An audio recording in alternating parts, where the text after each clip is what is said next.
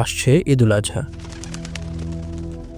বিপণী বিতান থেকে শুরু করে অলিগলি, শহর থেকে গ্রাম, চারপাশে উৎসবের আমেজ। ঈদের আগাম প্রস্তুতিতে মুখর পুরো দেশ। মুসলমানদের সবচেয়ে বড় ধর্মীয় উৎসব তো উত্তেজনা থাকবেই, কিন্তু এই উৎসব যতটা না শান্তির, ততটা বিতর্কেরও। সোশ্যাল মিডিয়ায় ইতিমধ্যেই শুরু হয়ে গিয়েছে এক পক্ষের দোষারোপ, আরেক পক্ষের ডিফেন্স। কুরবানি কি শুধুই পশু হত্যা, নাকি এর পেছনে আছে একটা গভীর দর্শন?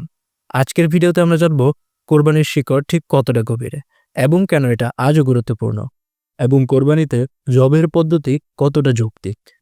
কুরবানি আর আজহা দুইটা শব্দের অর্থই আত্মত্যাগ, আর এই আত্মত্যাগের শুরু ইব্রাহিম আলাইসাল্লাম থেকে নয়, বরং তারও আগে আদম আলাইসাল্লামের সময় থেকে।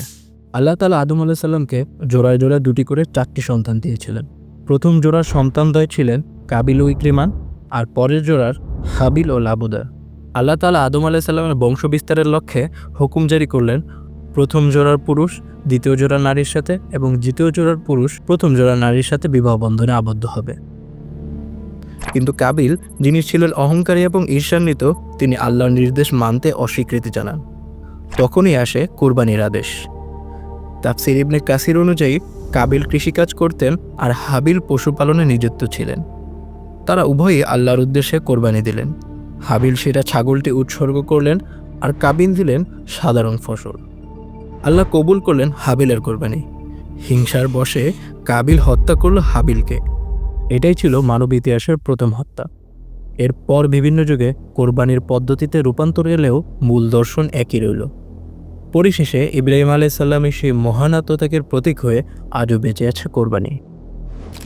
প্রতিবার ঈদুল আজহার সময় কিছু চিরচেনা প্রশ্ন নতুন করে ফিরে আসে। কেন পশু হত্যা করেই উৎসব পালন করতে হবে? এটা কি আদৌ মানবিক? আধুনিক যুগে দাঁড়িয়ে এই প্রথার দরকারটা কি? এই প্রশ্নগুলোর উত্তর খুঁজতে হলে আমাদের একবার প্রকৃতির দিকে তাকাতে হবে। প্রকৃতির ভিতরে একটা অবিচ্ছিন্ন শৃঙ্খল কাজ করে, খাদ্য শৃঙ্খল বা ফুড চেইন। গাছপালা সূর্যালোক থেকে খাবার তৈরি করে, ঘাস খাওয়া প্রাণী সেই গাছ খায়, আবার মাংসাশী প্রাণী ঘাস খাওয়া প্রাণী খায়, আর সেই প্রাণীগুলোকে আবার ব্যাকটেরিয়া বা পচনশীল মাইক্রো অর্গানিজম খেয়ে পরিবেশে ফেরত নিয়ে যায়। অর্থাৎ একটা সার্কুলার ব্যালেন্সের ভিতরে পুরো পৃথিবী টিকে আছে। এখন ভাবুন, যদি পৃথিবীতে গরু, ছাগল, ভেড়া এইসব প্রাণীর সংখ্যা অপ্রাকৃতিকভাবে বাড়তেই থাকে, তাহলে পরিবেশের ভারসাম্য কীভাবে থাকবে? আমরা যখন কোরবানি দিই, তখন শুধু আমরা পশু জবাই করি না, বরং সেই গোশত সমাজের প্রতিটি স্তরে, বিশেষ করে নিম্নবিত্তের ঘরে পৌঁছে যায়। এভাবে কোরবানির মাধ্যমে একদিকে আমরা যেমন খাদ্য শৃঙ্খলার ব্যালেন্স তৈরি করি, অপরদিকে খাদ্য সরবরাহের ন্যায্য বন্টন নিশ্চিত করি। অনেকেই প্রশ্ন তোলেন, জবেহ কি কোনো নিষ্ঠুর পদ্ধতি, নাকি এর পেছনেও আছে বিজ্ঞান? পৃথিবীতে প্রাণী হত্যা করার নানা পদ্ধতি প্রচলিত আছে, বলি, গুলি, বৈদ্যুতিক শক, কিন্তু জবের পদ্ধতি সবচেয়ে বৈজ্ঞানিকভাবে উপযোগী। কেন? জবেহের প্রক্রিয়ায় পশুর গলার নির্দিষ্ট 3টি শিরা কাটা হয়, আর স্পাইনাল কর্ড কাটা হয় সবার শেষে। এতে মস্তিষ্কের সঙ্গে সংযোগ কিছুক্ষণের জন্য বজায় থাকে, ফলে হৃৎপিণ্ড রক্ত চলাচল বজায় রাখে এবং শরীরের সমস্ত রক্ত বেরিয়ে আসে। এই রক্ত বের হওয়াটাই গুরুত্বপূর্ণ, কারণ রক্তে জীবাণু থাকে এবং এটা মানবদেহে নিষিদ্ধ ও অপুষ্টিকর। অন্যদিকে বলি বা শক পদ্ধতিতে রক্ত পুরোপুরি বের হয় না, ফলে গোশতের মধ্যে রক্ত জমে থাকে, যা স্বাস্থ্যহানিকর। কাজেই ধর্মীয় বিধানের বাইরেও জবের পদ্ধতি মানব স্বাস্থ্যের জন্য নিরাপদ। সুতরাং কোরবানি কি কেবল পশু হত্যা? না, মোটেই না। এটা একদিকে যেমন আত্মত্যাগের প্রতীক, অন্যদিকে মানবিক সহানুভূতির এক উজ্জ্বল দৃষ্টান্ত। কোরবানির দিন এমন হাজারো মানুষ ভালো খাবার খেতে পারেন, যারা বছরের পর বছর এমন খাবারের স্বাদই পান না।